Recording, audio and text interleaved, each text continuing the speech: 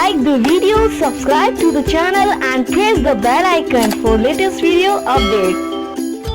Like the video, subscribe. Good morning students, मैं Kapil sir अपनी channel में आप सभी का स्वागत करता हूं।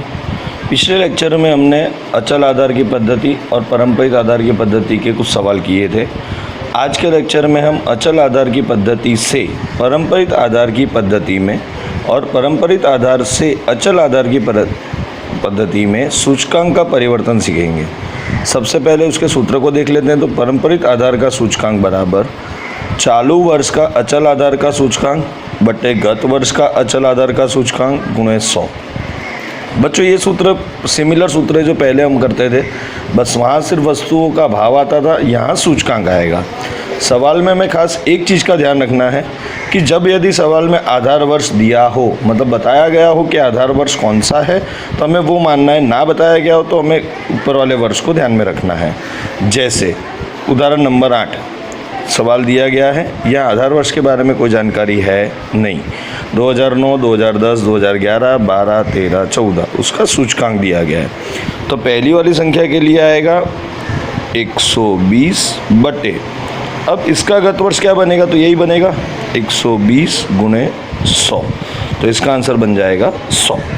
बाकी की संख्या तो 132 बट्टे 120, 96 बट्टे 132, 144 बट्टे 96, 138 बट्टे 144 और 108 बट्टे 138 इंटू 100 और गुणा भाग करेंगे तो इसका आंसर आएगा।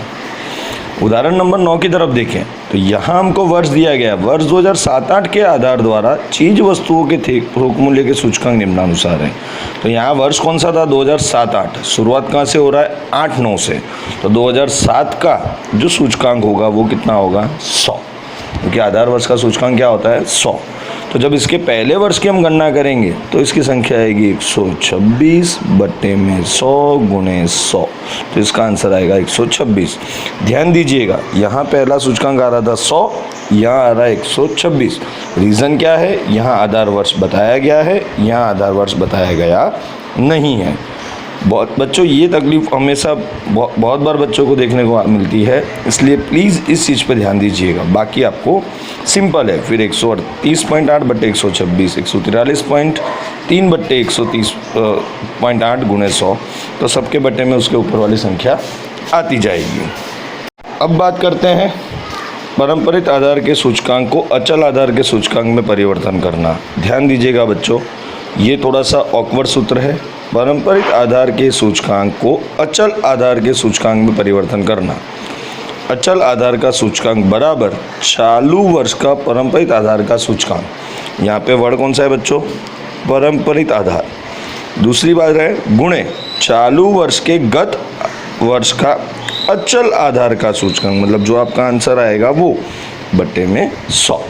अब इसके एक सवाल को करते हो, थोड़ा जल्दी क्लियरली आपको समझ में आएगा।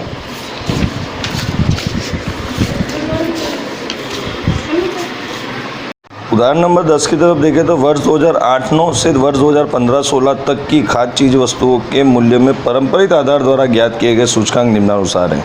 यहाँ दिया गया पारंपरिक आधार के सूचकांक है, जिसको हमको परिवर्तन किस में करना है, अचल आधार के सूचकांक में। यहाँ पे आधार वर्ष किसको लेना है, 2007-8 को। 2007-8 का आधार वर्ष जब हम लेंगे तो उसका सूचकांक कितना हो जाएगा, 100 हो जाएगा। अब ध्यान से समझिएगा, सूत्र को पहले समझ लेते हैं। चालू वर्ष का पारंपरिक आधार का सूचकांक गुणे चालू वर्ष के गत वर्ष का अचल आधार का सूचकांक बटे में 100। अब ये चालू वर्ष क्या बनेगा, 2008-9, उसका सूचकांक क्या है, 134.8 गुणे चालू वर्ष के गत वर्ष का, तो 8-9 से पहले का गत वर्ष क्या बनेगा, तो 7-8। अब भी मैंने आपको बताया था कि आधार वर्ष का सूचकांक क्या होता है, 100। तो यहाँ पे गुणेकार में क्या आ जाएगा, 100 बट्टे में क्या हो जाएगा, 100। 100 से 100 कट जाएगा तो ये उसका आंसर बन जाएगा। दूसरा 2009-10 में चालू वर्ष का पारंपरिक आधार का सूचकांक क्या होगा, 115.28 गुणे गत वर्ष का अचल आधार का सूचकांक 134.8 गुणे 100। तो ये उसका आंसर आएगा। फिर से चालू वर्ष का पारंपरिक आधार का सूचकांक गुणे गत वर्ष का अचल आधार का सूचकांक, मतलब जो आंसर आ रहा है वो उसके गुणाकार में आता जाएगा। ये इस सवाल में अपने को ध्यान रखना है और इस तरह से उसका आंसर निकालना है। आज के होमवर्क में स्वाध्याय 1.2 के ये 4 सवाल आपको करके मुझे व्हाट्सएप पे भेजना है। मेरा व्हाट्सएप नंबर आपके पास है ही 8469855049। किसी भी तरह की कोई भी क्वेरी हो आप मुझे कॉल कीजिए, व्हाट्सएप कीजिए। बोले बाबा की जय।